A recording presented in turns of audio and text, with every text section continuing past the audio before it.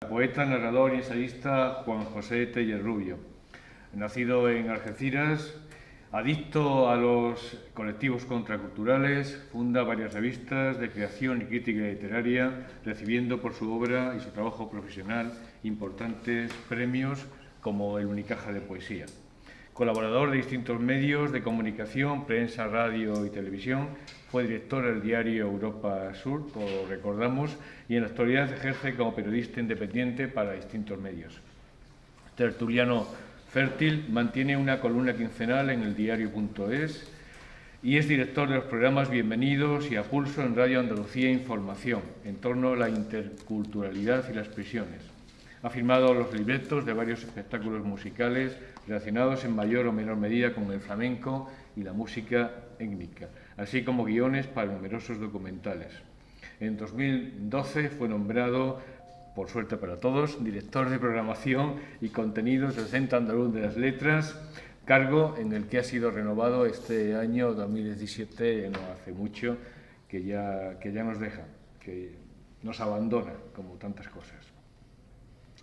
Entre sus publicaciones poéticas recordamos Historias del Desarrollo, Crónicas Urbanas, Medina y otras memorias, Daiquiri, Tras Perdidas, Las Grandes Superficies o Sonados.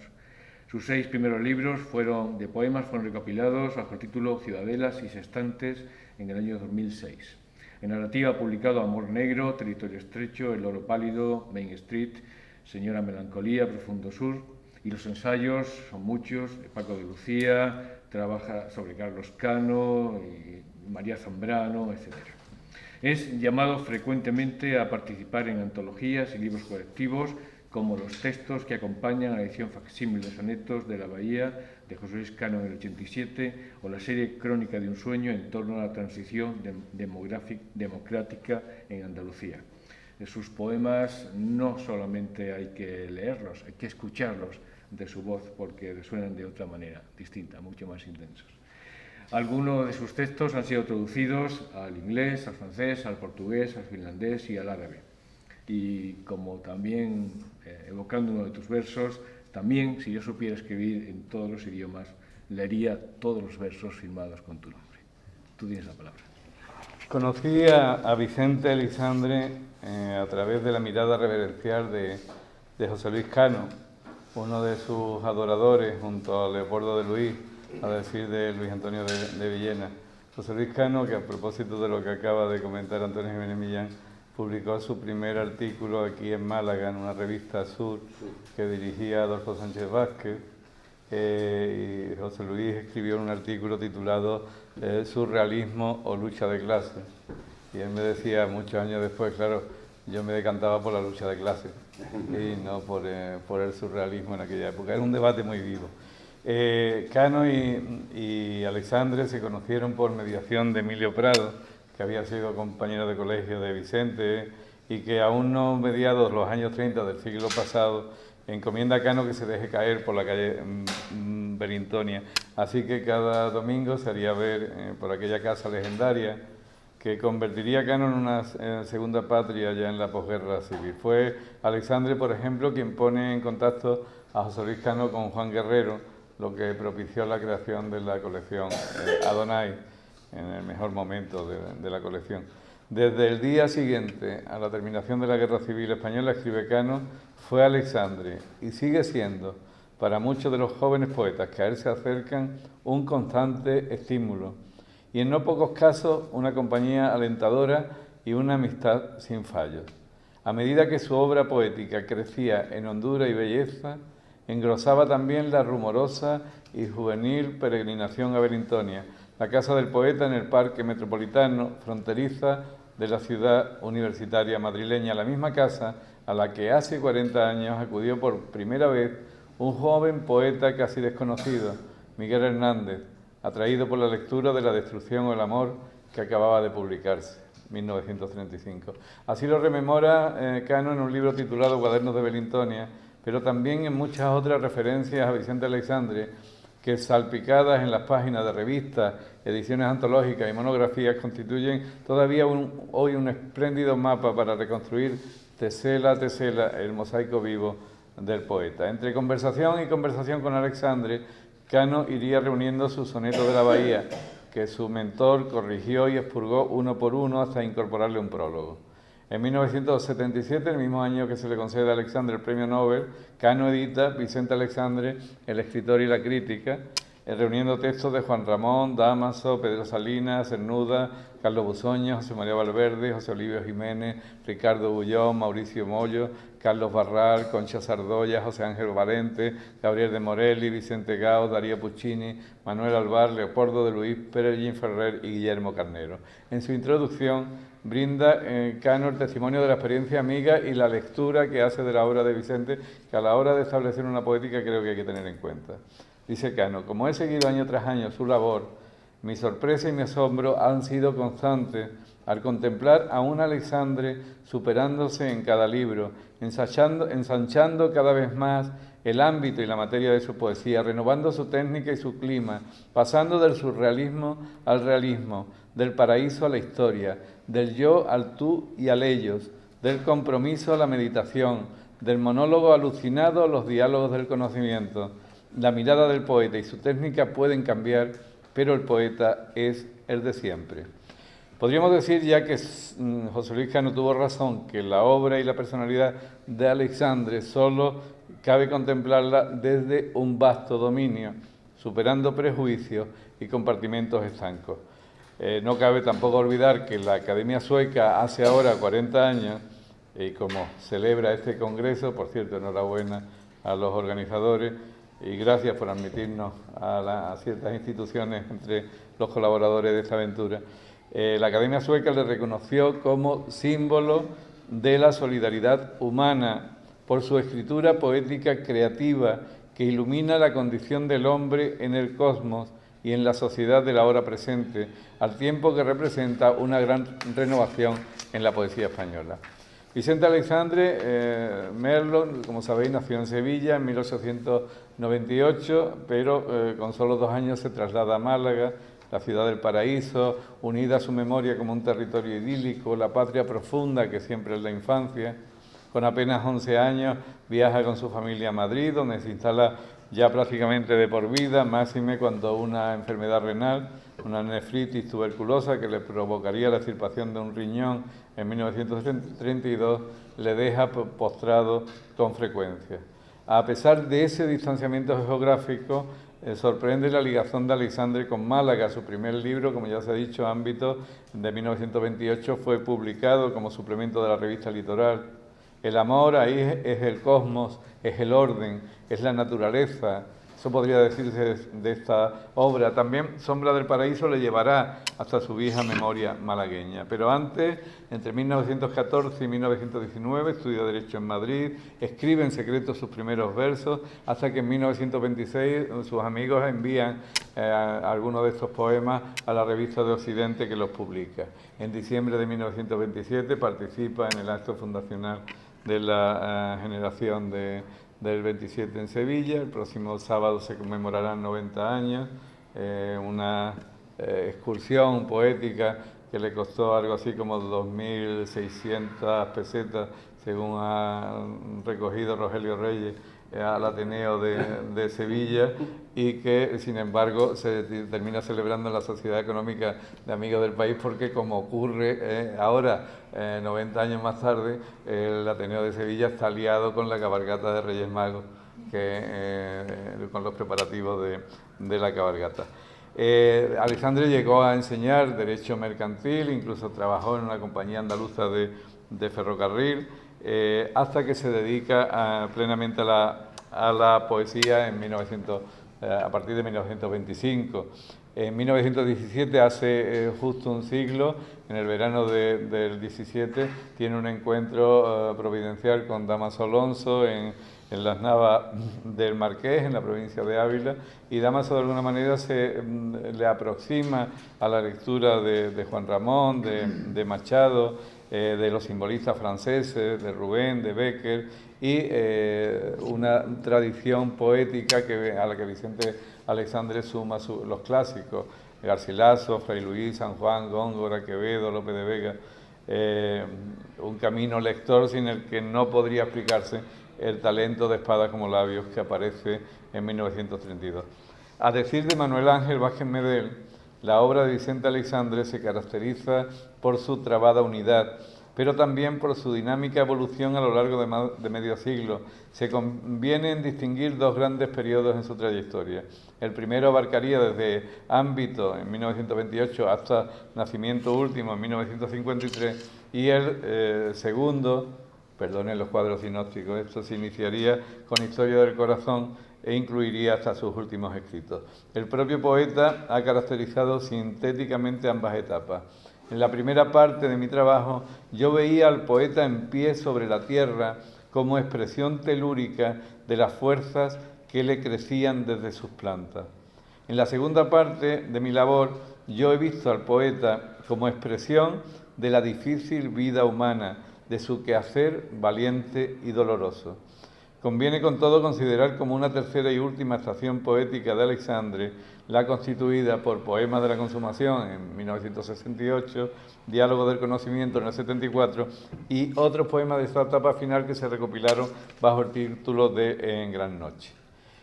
En líneas generales, la poesía de Aleixandre se encuentra definida por el choque entre la materia y el alma, pero también por un amor panteísta que define a su mundo interior, cuya meta última es la conquista de la belleza. En todas las etapas de su existir, afirma Aleixandre, el poeta se ha hallado convicto de que la poesía no es cuestión de fealdad o hermosura, sino de mudez o comunicación. A través de la poesía pasa prístino el latido vital que la ha hecho posible, y en este poder de transmisión quizás esté el único secreto de la poesía, que cada vez lo he ido sintiendo más firmemente. No consiste tanto en ofrecer belleza, cuanto en alcanzar propagación, comunicación profunda del alma de los hombres. Su primera etapa, sin embargo, guarda relación, como ya se ha dicho, con el surrealismo, pero también gira en torno a ese diálogo ancestral entre el ser humano y las fuerzas telúricas que le domeñan y se empeñan en expulsarle del paraíso perdido. Ese será el tono de Pasión de la Tierra, libro que recoge los poemas en prosa escritos entre el 28 y 29. Su tercer libro, Espadas como labios, pone 41 poemas en verso libre, escritos entre 1930 y 1931, con un cierto acento neorromántico, pero con una plenitud estilística que revela claramente su progresiva madurez literaria. Mayor acento surrealista vuelve a tener La destrucción o el amor, en un ciclo que presumiblemente cierra con Mundo a solas, libro de desamor que escribe entre 1934 y 1936, pero que no fue publicado hasta mucho después. Eros y Tánatos se enfrentan en sus páginas, es la tensión entre la vida y el dolor, mientras va llegando inexorablemente su madurez y se aproxima una guerra que lo cambiará todo. Mucho misticismo y, como avisan algunos críticos, también lo ha dicho Antonio Jiménez Millán, mucho Sigmund Freud, en esta obra en la que conviven la espiritualidad y el erotismo, pero también quizá una querencia sexual nunca asumida públicamente por el autor. Homosexual o bisexual, Vicente Aleixandre, según Vicente Molina Foix, ocultó ambas condiciones por el daño que pudiera hacerle a su familia y especialmente a su hermana. Aleixandre había tenido un intenso idilio hacia 1921 con la norteamericana Margarita Alpers, a la que dedica algunos poemas de ámbito, a partir de la decepción que le supone el hecho de que ella regresara a California, en donde estaba casada y en donde falleció en 1965. De hecho, hay quien sostiene que Aleixandre fue el padre de su hija Juanita, pero esto lo dejamos para el sálvame literario, pues no tiene tanto que ver con la poética. Luego, como solía insistir José Luis Cano, mantuvo relaciones con otras mujeres, como la tonadillera María Valls, conocida como Carmen de Granada, o con la hispanista alemana Eva Seifer, que le contagió su gusto por Hölderlin y que plantó el célebre cedro de la Casa de Belintonia justo en el año de 1927. Ya en los años 30 conoce al abogado madrileño Andrés Acero, con quien mantiene una larga relación hasta que al final de la guerra Acero tiene que exiliarse.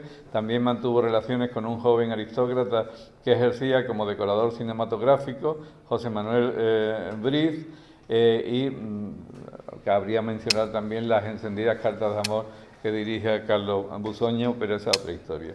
Andando el tiempo, en el piso superior de Belintonia se instalará su amiga Carmen Conde, tras la separación de su amigo Antonio Olivero, uno de los impulsores de las misiones pedagógicas, a partir de que ella entablara relaciones con una mujer casada, Amanda Junquera Butler. A ambas, Alexandre dedicará su poema Ofrecimiento. Ian Gibson, en un ensayo sobre la homosexualidad de Federico García Lorca y la homofobia de su tiempo, trae a colación las palabras de Vicente Alexandre a José Luis Cano a propósito de los sonetos del amor oscuro, en el sentido de que lo curioso, dice Alexandre, es como en todos los artículos que acompañan a los sonetos se evita cuidadosamente la palabra homosexual, aunque se aluda a ello, pues nadie ignora que esos sonetos no están dedicados a una mujer. Se ve que todavía esa es una palabra tabú en España, en ciertos medios, como si el confesarlo fuera un descrédito para el poeta. Sorprende en ese sentido la irrupción de Miguel Hernández, tan heterosexual, tan macho alfa, en un círculo profundamente homosexual, lo que quizás contribuye a alejarle de sus maestros Federico García Lorca y Luis Cernuda, pero no así de Vicente Alexandre, con quien el poeta de Orihuela establecerá una clara amistad fraterna. Jesucristo Riquelme, que ha publicado y acotado la correspondencia entre ambos, señala con justicia la sombra de Vicente Alexandre en la obra de Hernández, cuya poesía elogia, pero también alienta su teatro, consciente Alexandre de que en la escena Hernández podría obtener sustento más que en las páginas de los libros. Transcurría la primavera de 1935 cuando Hernández envía una carta a Alexandre solicitándole un ejemplar de La destrucción o el amor, ya que afirmaba que no tenía posibles con qué adquirirlo. El escrito lo firmaba como Miguel Hernández, pastor de Orihuela. Un ardid comercial o una reivindicación de sus orígenes presuntamente humildes. Vicente Alexandre, al contrario que otros poetas del 27 que le rechazan más o menos abiertamente, le acoge en pupilaje. A pesar de las diferencias estéticas entre ambos, la dedicatoria de Viento del Pueblo a Vicente Alexandre deja muy clara cuál era su convergencia poética. A nosotros, dice Hernández, que hemos nacido poetas entre todos los hombres, nos ha hecho poetas la vida junto a los hombres. Nuestro destino es parar en las manos del pueblo. Los poetas somos vientos del pueblo, nacemos para pasar soplando a través de sus poros y conducir sus ojos y sus sentimientos hacia las cumbres más hermosas. Un cuarto de siglo más tarde, entre los poemas de En un vasto dominio, Vicente Alexandre parece responder a su viejo amigo con otra poética de similar sesgo, la del célebre poema Para quién escribo. Para quién escribo, me preguntaba el cronista, el periodista o simplemente el curioso. No escribo para el señor de la estirada chaqueta, ni para su bigote enfadado, ni siquiera para su alzado índice admonitorio entre las tristes ondas de música, tampoco para el carruaje, ni para su ocultada señora entre vidrios como un rayo frío, el brillo de los impertinentes. Escribo acaso para los que no me leen, esa mujer que corre por la calle como si fuera a abrir las puertas a la aurora, o ese viejo que se aduerme en el banco de esa plaza chiquita mientras el sol poniente con amor le toma, le rodea y le deslíe suavemente en sus luces, para todos los que no me leen, los que no se cuidan de mí, pero de mí se cuidan, aunque me ignoren, esa niña que al pasar me mira, compañera de mi ventura viviendo en el mundo, y esa vieja que sentada a su puerta ha visto vida, paridora de muchas vidas y manos cansadas. Escribo para el enamorado, para el que pasó con su angustia en los ojos, para el que le oyó, para el que al pasar no miró, para el que finalmente cayó cuando preguntó y no le oyeron. Para todos escribo, para los que no me leen sobre todo escribo, uno a uno, y la muchedumbre, y para los pechos, y para las bocas, y para los oídos, donde sin oírme está mi palabra. Y en la segunda parte del poema creo que resume buena parte de la conciencia cívica de Alexandre, donde dice: pero escribo también para el asesino, para el que con los ojos cerrados se arrojó sobre un pecho y comió muerte, y se alimentó y se levantó enloquecido, para el que se irguió como torre de indignación y se desplomó sobre el mundo, y para las mujeres muertas, y para los niños muertos, y para los hombres agonizantes, y para el que sigilosamente abrió las llaves del gas, y la ciudad entera pereció, y amaneció un montón de cadáveres, Donia. o sin entrar en la clara influencia que ejerce sobre diversas generaciones de poetas españoles, incluyendo un amplio abanico que va de Brines a Claudio Rodríguez, de Jaime Siles a Francisco Bejarano. Leopoldo de Luis centra su libro Sombra del Paraíso, escrita desde el final de la guerra hasta 1943, como un canto a la luz desde la conciencia, desde la oscuridad. Es un contraluz barroco, una pugna entre luces y sombras, escrita por un hombre que ha vivido la guerra, que es un hombre que no tiene las mismas convicciones marxistas que buena parte de sus compañeros de viaje, tampoco se aproxima al fascismo. Aleixandre mantiene una actitud liberal, demócrata a lo largo de su vida, incluso tiene un lance a comienzo de la guerra, pasa una noche en una checa de Madrid y es Pablo Neruda, cónsul general de la poesía, quien acude a librarlo de la checa.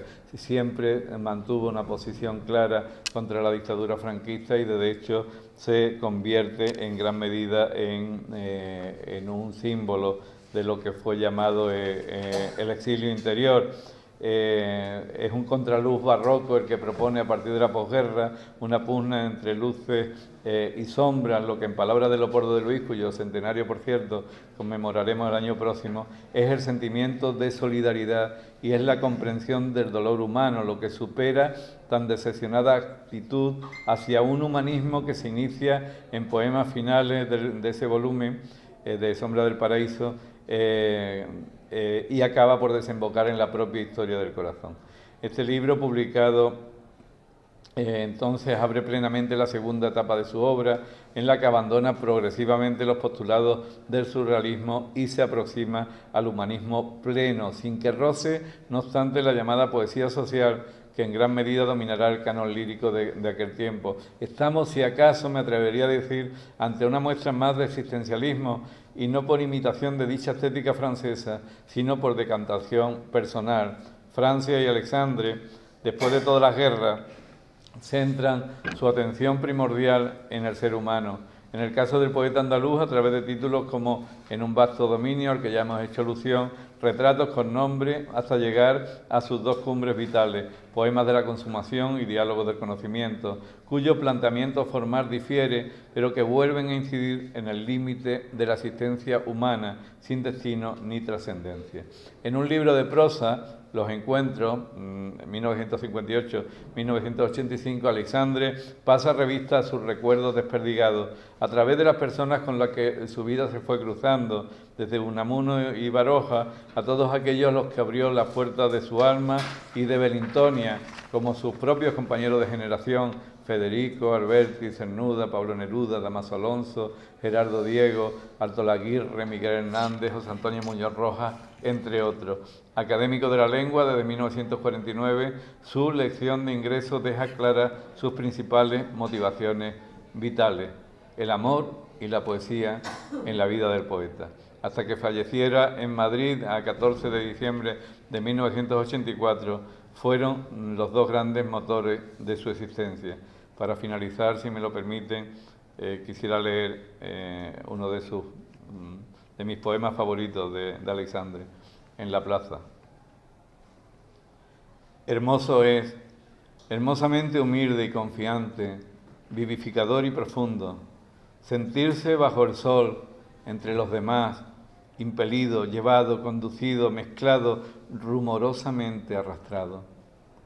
No es bueno quedarse en la orilla, como el malecón o como el molusco que quiere calcáreamente imitar a la roca, sino que es puro y sereno arrasarse en la dicha de fluir y perderse, encontrándose en el movimiento con el gran corazón de los hombres palpita extendido, como ese que vive ahí, ignoro en qué piso, y le he visto bajar por unas escaleras y adentrarse valientemente entre la multitud y perderse.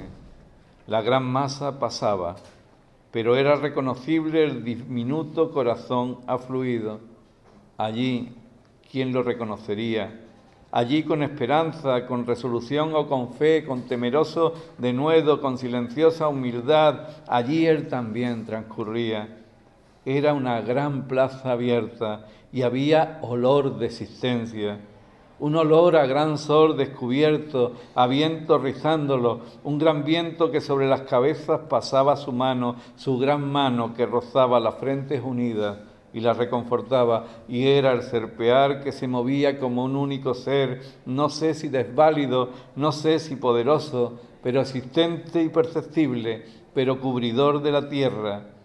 Allí cada uno puede mirarse y puede alegrarse y puede reconocerse.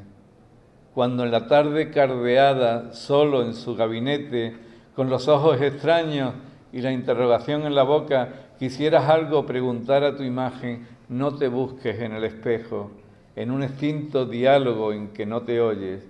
Baja, baja despacio y búscate entre los otros. Allí están todos y tú entre ellos. Oh, desnúdate y fúndete y reconócete. Entra despacio, como el bañista que, temeroso con mucho amor y recelo al agua, introduce primero sus pies en la espuma y siente el agua subirle, y ya se atreve y casi ya se decide, y ahora con el agua en la cintura todavía no se confía, pero él extiende sus brazos, abre al fin sus dos brazos y se entrega completo, y allí fuerte se reconoce y se crece y se lanza y avanza y levanta espuma y salta y confía y hiende y late en las aguas vivas y canta y es joven. Así entra con los pies desnudos, entra en el hervor, en la plaza, entra en el torrente que te reclama y allí sé tú mismo, oh pequeño corazón diminuto, corazón que quiere latir para ser él también el unánime corazón que le alcanza. Vicente Aleixandri, muchas gracias.